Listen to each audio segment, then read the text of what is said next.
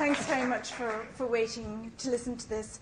I did do English at Edinburgh University, a useless subject, but I ended up working in a medical journal in Austria, and that's how I came to be familiar with the medical world. And then I was writing for the British Medical Journal and Reuters and various other publications like The Scientist. And that's why when I heard in February of this year that 72 kilos of vaccine material had been contaminated with the live bird flu virus by Baxter in Austria, I knew there was a big problem, and I started filing criminal charges. But what I'd like to talk about this evening is how the media is working together with the pharmaceutical companies to conceal from people what's really going on.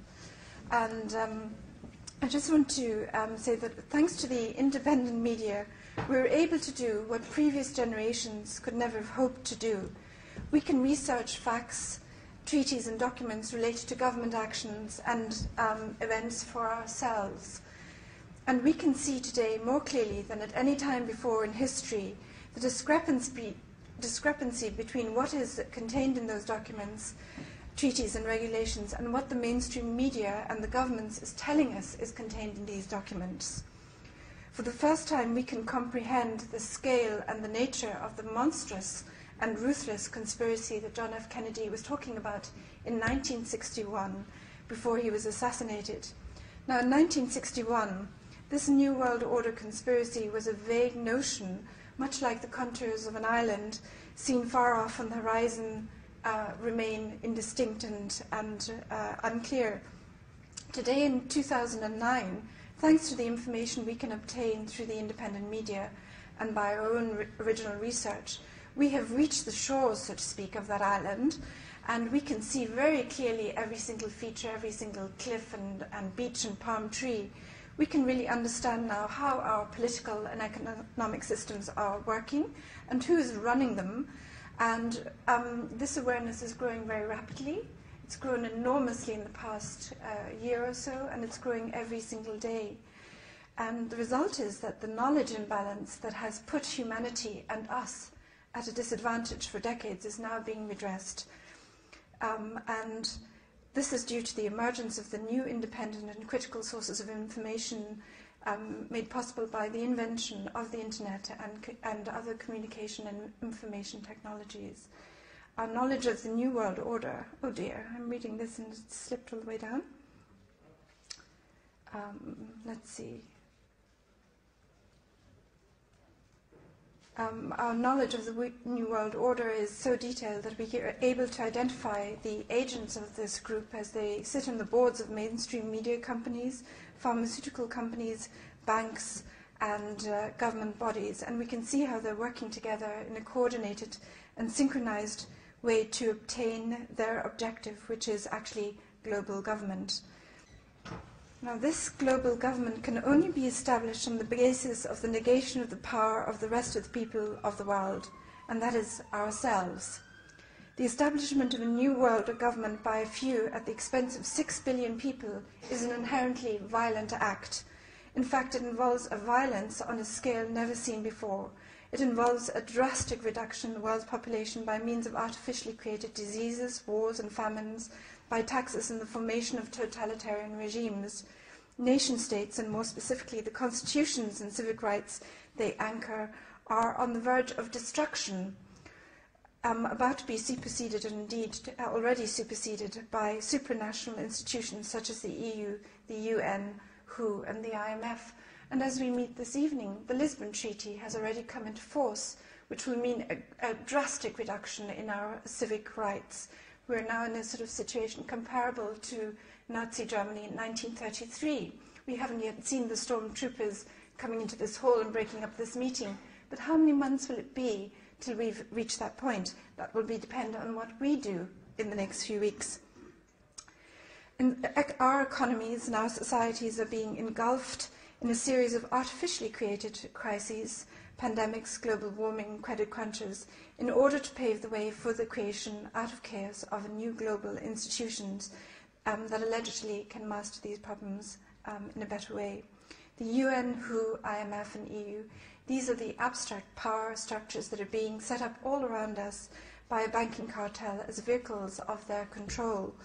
Accountable and democratic institutions are to be replaced by bureaucracies run by officials working in compartmentalized hierarchical structures. And they're not going to govern us as much as they're going to set down rules about what we are permitted and not permitted to do. And Codex Alimentarius is an example which has just been discussed, where these bureaucrats and officials will determine what we eat and what vitamins we're allowed and how much nourishment is going to be in our food. And it's not going to be much. We're essentially going to be put on a starvation diet, and there's going to be no way we can circumvent these rules without having to pay fines. Now, a key factor in the success of this global banking cartel, or whatever you want to call them, in their control is their control of the corporate mainstream media. Now, I worked for a lot of publications, also The Guardian, so I know from first hand just how censored the media is, and that's what started me investigating alternative sources of information. That's why I started looking at InfoWars and other websites, because I could see how my reports were being censored when they touched on certain topics that related to the financial interests of this group, like the price of oil or the boreal forest or whatever. Immediately the censorship came down, even when reports were commissioned, and I couldn't get them through in any newspaper, not in Germany, not in France, not in any country.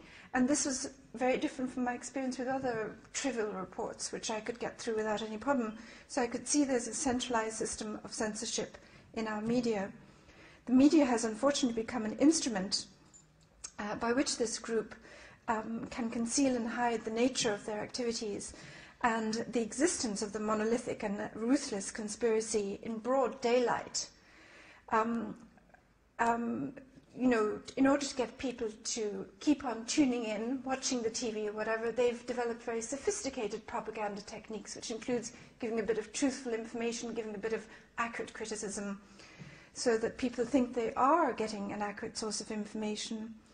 The modern mainstream media can saturate society with images, with expert opinions, and with sound bites, and so shape our perception and attitudes towards events. The mainstream media can create the impression there is a consensus about how to tackle a problem when there is no consensus, and this allows the political decision-making process to be shifted from Parliament to the media sphere.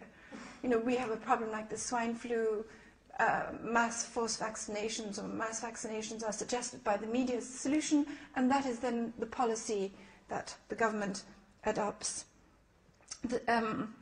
The swine flu pandemic, like global warming and 9/11, needs to be understood as a consciously crafted media event, as the product of a skillful media campaign, such as the kind that is staged all the time in the newspapers and TV in Europe and the USA for commercial and political purposes. The true target of the swine flu campaign is not that which is blown up, the swine flu virus. That is just a stage prop. The real target is you, the audience watching at home. The goal is to have a psychological effect on you. In fact, it's to terrorize you and to motivate you to go and take the swine flu vaccine, as well as to accept drastic restrictions on your constitutional rights and even to allow martial law. Now, just how real the possibility of forced vaccination is even here is being underlined by the fact that there was a parliamentary briefing note published on November the 12th, I think, which said that there is a legal basis for making these swine flu vaccinations compulsory in the UK.